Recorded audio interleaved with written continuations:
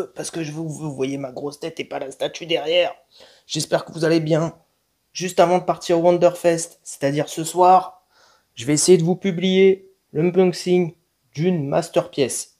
Rengoku Zodiaco Studio. Une dinguerie monumentale. Je vous montre la plaque, juste la plaque, ça en dit long.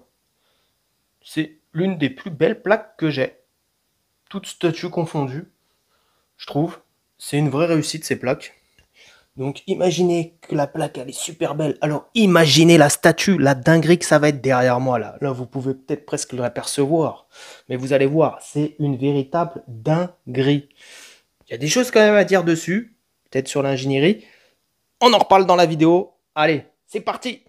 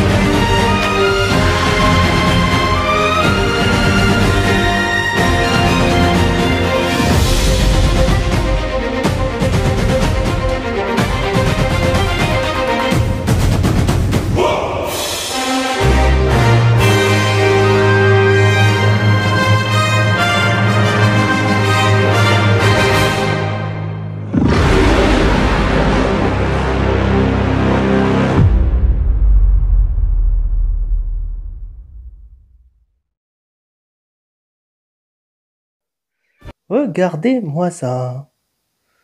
Et voilà, comment on peut s'émerveiller. Alors il y a plusieurs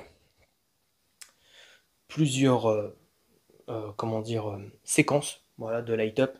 Voilà, il y a le oui, où ça clean. Je vais essayer de vous montrer les trois.